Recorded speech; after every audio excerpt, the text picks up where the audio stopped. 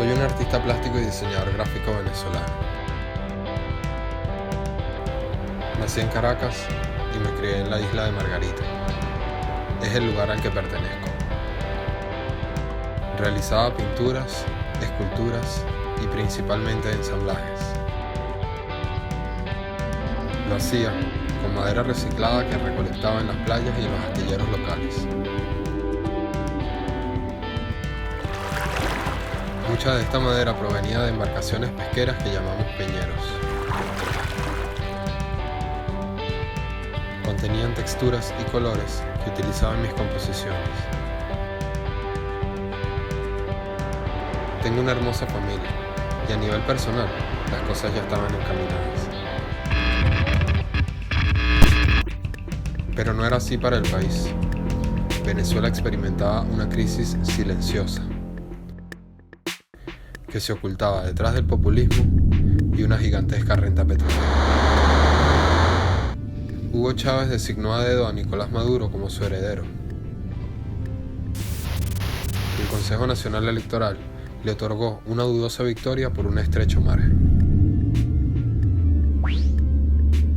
Aunque la comunidad internacional se mantuvo callada, en las calles de Venezuela los gritos de fraude fueron suprimidos violentamente. No era distinto en Margarita, donde la Guardia Nacional Bolivariana se unió a los colectivos para amedrentar al pueblo. Empezaron a desaparecer los productos básicos de los anaqueles.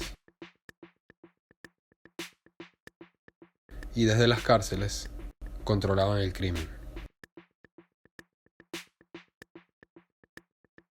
La pobreza continuaba creciendo y creciendo y creciendo y creciendo. La corrupción creó una gran falta de mantenimiento en los servicios básicos, por lo que teníamos que pagar fortunas por camiones de agua. Además, la electricidad se iba por muchas horas al día, limitando la productividad y quemando los equipos. Un día, una turista en estado de shock apareció frente a nuestra galería. Me contó cómo una patrulla de policía la secuestró y la robó en la noche. La escasez creaba colas enormes y una inflación galopante vaciaba los bolsillos de todos, excepto de quienes controlaban las divisas, claro.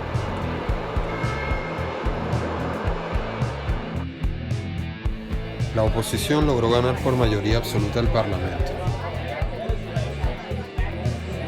Pero el régimen, ilegalmente, nombró jueces del Tribunal Supremo para controlar la justicia.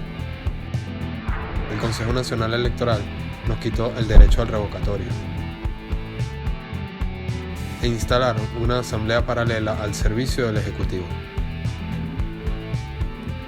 Trataron de arrebatarle completamente la soberanía al pueblo. Estaban dispuestos a lo que sea con tal de mantenerse en el poder. Esto generó una mayor resistencia civil, con grandes marchas y valientes protestas, con una rebelión social mucho más contundente.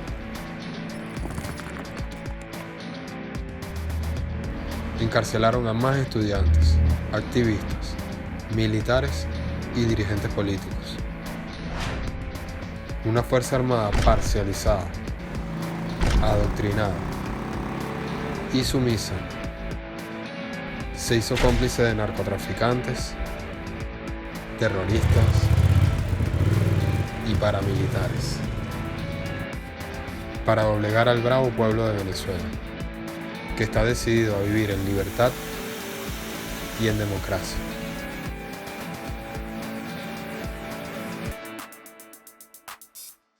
Una noche en la que finalizaba el cumpleaños de mi esposa y mi familia se estaba retirando, fueron sometidos afuera por 4 malandros armados.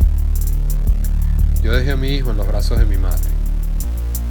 estaban apuntando a la cabeza de mi sobrina de 8 años. Salí con los brazos en alto para calmarlos. Aceptaron intercambiarme por ella. Querían que controlara a los perros para que no los mordieran. A mi familia la agruparon en una esquina para robarlos. A mí me dijo que me daría un tiro antes de irse. Por el escándalo de los perros y las niñas debían apurarse. Así que cuando se fueron, solo me golpearon. La policía dijo que no podía hacer nada. Cuando meditaba sobre lo que había pasado, pensé en las enfermedades y en la falta de medicamentos. Pensé en el hambre y en la miseria. Pensé en el éxodo de miles. Pensé en la dictadura, en la guerra, en la muerte, porque siempre puede ser peor. Debíamos salir, aunque fuese por un tiempo. Así que trabajamos muy duro para comprar los pasajes. Nadie escapa de su país por gusto cuando ya tienes una vida hecha. Menos con un niño a cargo. Nos íbamos en un largo viaje. Escogimos Uruguay por varias razones, entre ellas la obtención de los papeles y la seguridad social. Han sido un pueblo solidario y amable con nosotros. Estamos muy agradecidos. Para el momento de esta grabación me encuentro manejando un taxi. He realizado un certificado en animación y he hecho mi labor social informando pasajeros sobre lo que pasa en Venezuela.